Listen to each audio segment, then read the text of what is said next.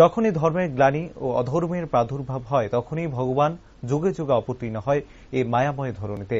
শ্রী শ্রী রাম ঠাকুরের শ্রীমুখের বাণীতে জানা যায়, সত্য যুগার্তপুত অক্ষয় তৃতীয়ায় অতি আশ্চর্যভাবে তার মাতৃগর্ভে প্রবেশ। হিন্দু ধর্মে বাঙালির 13 পার্বণের এক পার্বণ হল অক্ষয় তৃতীয়া। রবিবার সারা রাজ্যেই বিভিন্ন মন্দিরে অক্ষয় তৃতীয়া উপলক্ষে ধর্মীয় আচরণ বিধি মেনে পুজো সম্পন্ন হয়। এদিন রাজধানীর আগরতলা লক্ষ্মীনারায়ণ বাড়ি এবং রাম ঠাকুর আশ্রমে পুজোর আয়োজন করা হয়। আজ রাম ঠাকুর আশ্রমের পুরোহিত সংবাদ মাধ্যমের সামনে বলেন, সত্য যুগের ভিতকে স্থাপন করার উদ্দেশ্যে শ্রী শ্রী রাম ঠাকুর সত্যনারায়ণ পূজার সূচনা করে গেছেন। সুস্থ দেহে ঠাকুর চলে গেছেন, যাকে আমরা বলি দেহদেক, আর এটাকেই বলে অক্ষয় তৃতীয়া। অক্ষয় তৃতীয়া হল যার কোনো ক্ষয় নেই।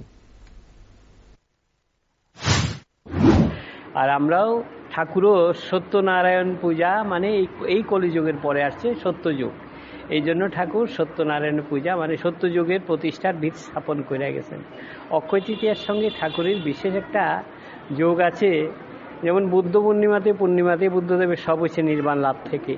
অক্ষয় তৃতীয়াতে ঠাকুরের মাতৃজঠরে আগমন, অক্ষয় তৃতীয়াতে ঠাকুর স্বপনে গুরুর নাম পাওয়া, অক্ষয় তৃতীয়াতে গুরুর সঙ্গে পুনর্মিলন, অক্ষয় তৃতীয়াতে ঠাকুরের পূর্ণ অবস্থা লাভ করা।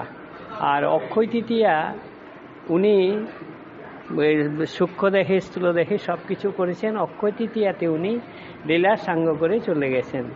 আর অক্ষয় তৃতীয়াতে এই যে উনি আরেকটা অবস্থান, যখন উনি ধ্যানে জ্ঞানে হিমালয়ে সেখানে এমন একটা দিব্যমূর্তি ধারণ করলেন, ওই অবস্থায় আসলে পৃথিবীর লোক ভয়ে তার কাছে আসবে না। তখন গুরু বলছেন, তুমি এই ব্রহ্মসাগরে ডুব দিয়ে তোমার দেহ পরিবর্তন করো।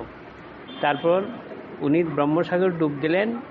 ওনার গুরুদেব বললেন, এই সাগরে ডুবলে কেউ ফিরে আসে না, তুমি তাড়াতাড়ি ডুব দিয়ে উঠো। তারপর সেখান থেকে উঠে গুরু হাত বিলিয়ে দিয়ে ওনাকে পৃথিবীতে আসার উপযুক্ত করে দিলেন। কারণ আগের যে রূপ ছিল, এই রূপে পৃথিবীর লোক ভয় পাবে, ওটাও ছিল অক্ষয় তৃতীয়াতে।